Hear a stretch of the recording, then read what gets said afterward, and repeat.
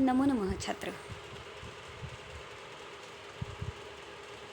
अष्टम कक्षा संस्कृत रुचिरा तृतीय भाग।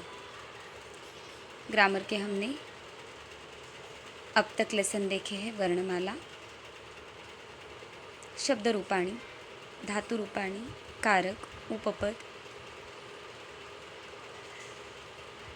चित्रवर्णन, पत्र लेखन, अनुवाद लेखन और अपठित अवबोधन। उसमें से कुछ भाग PA1 के लिए हो चुका है और अब आज की तासिका में हम शुरू करने जा रहे हैं Sanskrit literature. Ruchira text book आपको 7th स्टैंडर्ड में भी थी, 6 में भी थी। 6th स्टैंडर्ड में आपको प्रथम भाग था, 7th में द्वितीय और आज देखने जा रहे हैं हम रुचिरा तृतीय भाग जो 8वीं कक्षा के लिए है। थोड़ा सा याद करना है आपको कि 6th स्टैंडर्ड में आपको फर्स्ट, सेकंड, थर्ड कौन से लेसन थे। एक समान थे इसलिए 3 पूछ रही हूँ। जिनका ध्यान पढ़ाई में होता है उन्हें वो लेसन ध्यान में आ जाएंगे। बता सकते हो? हाँ, सही। पुल्लिंग, स्त्रीलिंग, नपुंसकलिंग सर्वनाम का प्रयोग था। 7th स्टैंडर्ड में फर्स्ट लेसन कौन सा था? यस, सुभाषितानी। तो 8th स्टैंडर्ड में भी फिर से हम पहला लेसन देखने जा रहे हैं सुभाषितानी। प्रथमः पाठः सुभाषितानी। सुभाषितानी यानी सुंदर वचन, अच्छी बातें। यह पाठ का शीर्षक का अर्थ हुआ। अब देखते हैं इस पाठ की प्रस्तावना। पाठसार। सुभाषित शब्द सुभाषित किन शब्दों से बना है? सुभाषित। इन 2 शब्दों के मेल से संपन्न होता है। सु का अर्थ सुंदर, मधुर तथा भाषित का अर्थ होता है वचन। सुंदर वचन, मधुर वचन, यह अर्थ होता है सुभाषित का। प्रस्तुत पाठ में सूक्ति मंजरी, नीति शतकम, मनुस्मृति, शिशुपाल वधम, पंचतंत्रम से रोचक और विचार उत्तेजक श्लोकों को संग्रहित किया है। पाठ का नाम है सुभाषित, शब्द प्रयोग किया है श्लोक। ये 2 शब्दों के लिए मैं आपको आगे बताऊंगी। इस पाठ में कहाँ कहाँ से सुभाषित लिए हैं? सूक्ति मंजरी, सूक्ति और एक नया शब्द आ गया, सुउक्ति, अच्छी बातें। अच्छी बातों का संग्रह जिसमें है ऐसी सूक्ति मंजरी। इससे यह लेसन में एक सुभाषित डाला है। नीति शतकम, शतक त्रयी ये संस्कृत में प्रसिद्ध है। शतक यानी 100, शतक त्रयी, श्रृंगार शतक, नीति शतक, वैराग्य शतक, ये भर्तृहरि के 3 शतक हैं। उसमें से नीति यानी नियम, 100 नियम सुभाषितों के द्वारा दिए गए हैं। उसमें से एक श्लोक लिया, एक सुभाषित लिया है। मनुस्मृति सबने नाम सुना होगा। शिशुपाल वधम संस्कृत में पंच महाकाव्य है, उसमें से एक है शिशुपाल वधम।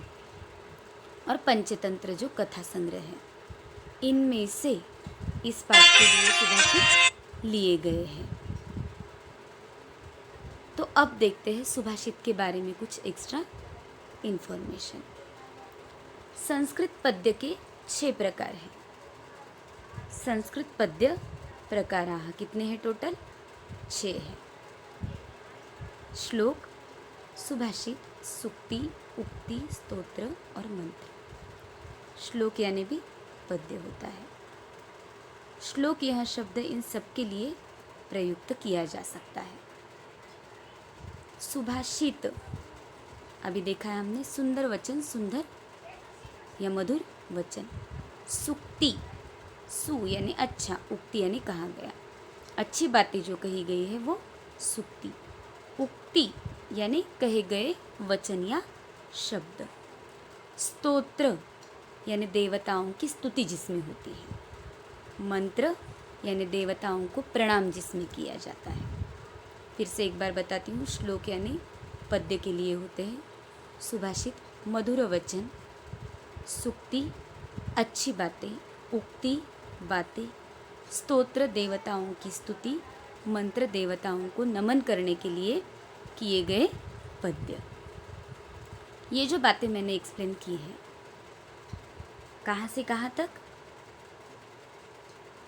प्रथम पाठ सुभाषितानी, यहाँ से लेकर ये पाठसार हर एक जिससे इसमें सुभाषित लिए गए, जैसे सुक्ति मंजरी, नीति शतक, जो बातें ध्यान में आई हैं पॉइंट वाइज आपको नोट में लिख कर रखनी है। रुचिरा टेक्स्ट बुक के लेसन के लिए आप स्पेशल नोटबुक बनाओगे, टेक्सचुअल नोटबुक रहेगी। 2 सालों में भी बनाई थी, इस साल भी बनाओगे। उसमें लेसन नंबर 1 लेना है। लेसन नंबर 1 प्रथम पाठ सुभाषितानी लिखना है। उस पाठ के शीर्षक का अर्थ लिखना है। प्रस्तावना लिखकर जो बातें मैंने बताई हैं वो पॉइंट वाइज लिख कर लेनी है। उसमें ही ये भी पॉइंट आएगा संस्कृत पद्य प्रकार। यह 6 प्रकार आप लिखोगे। इन 6 प्रकारों का अर्थ जो मैंने बताया है ओरली, वो आप रिटन फॉर्म में आपकी नोटबुक में लिख दोगे। और एक काम करना है, इस पाठ के जो शब्दार्थ है वो प्रस्तावना के नोट्स के बाद आप लिख दोगे। टेक्स्ट बुक में दिए गए सारे शब्दार्थ नोटबुक में लिखने हैं। और सारे सुभाषित, टोटल 6 सुभाषित इस लेसन के लिए दिए गए हैं, वो सुभाषित आप अच्छी तरह से रीड कर समझने की कोशिश करोगे। अगली तासिका में